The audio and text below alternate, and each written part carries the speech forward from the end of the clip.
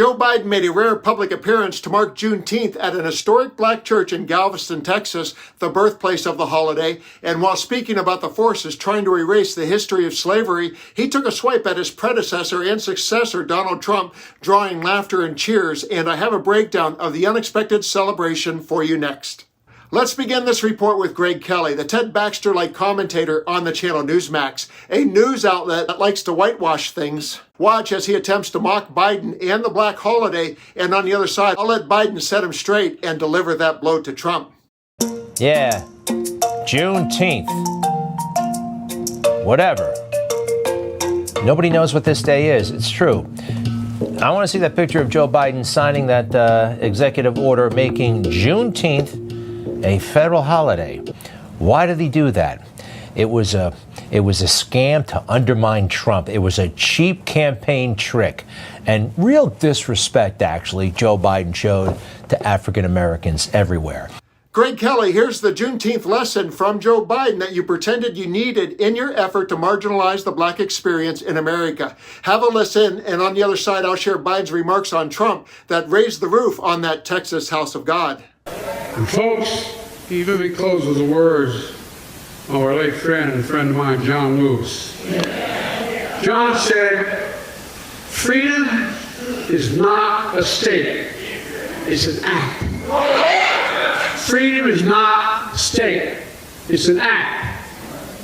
Today we celebrate the freeing of millions of people 160 years ago. The emancipation of enslaved black Americans. And by the way, as I said, when this was signed, became law, slaves in Delaware were still slaves because we fought on the side of the North and only dealt with the Confederacy. That's right. Yes. But it did not mark the end of America's work to deliver the promise of equality. It only marked the beginning. On the true meaning of Juneteenth, we have to continue to work towards that promise. That sounds appalling to say it, but I mean, think about it. Practical terms. We must continue to work toward the promise. We have to continue to act for freedom, democracy, for America itself.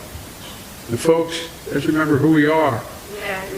We're the United States of America, after all. The United States of America. You've heard me say it many times in my career, there's nothing beyond our capacity when we act together. Nothing. Well said, Joe. And what's great about this next clip is Biden gets a rousing reaction from the crowd about Donald Trump without mentioning his name. That's because Trump is so ubiquitous with marginalizing the black experience himself, there is never any doubt when him and his white nationalist tendencies are being spoken of. We need to be honest about our history.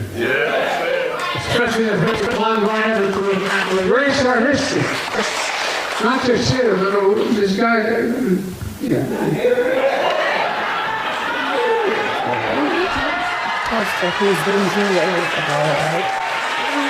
many people are trying to erase our history, especially in the face of ongoing efforts to erase history from our textbooks and our classrooms.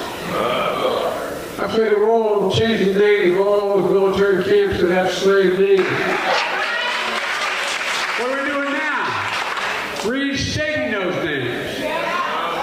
Folks, darkness can hide much, but can erase nothing. And only with truth can come justice and healing. Only with truth. I mean, it's assuming. Without America leading the world with the basic values the rest of the world belongs to, who's going to do it? So, folks, I'd like you to, I'm just pleading, thinking these through. We have much to celebrate. Let's get the hell to work and get more done. Thank you. Trump's presence on Juneteenth, if in thought only, haunts any black church like a Confederate ghost, even more so because of his recent threat to cancel the federal holiday. And Biden's crafty jab yesterday was a divine takedown. The crowd got it and they erupted because they know who's been leading the charge to whitewash America's history and ban the uncomfortable truth from classrooms, libraries, and institutions. Meanwhile, the conservative and sometimes racist media circus, in this case Newsmax Greg Kelly, tries to diminish the black experience. But all they manage to do is remind us of how threatened they are by the truth, the sins of our past, and by black community and activism. Juneteenth is about liberation, and Biden turned a solemn remembrance into a joyful reckoning, one that Trump, no matter how hard he tries, can't rewrite, erase, or escape.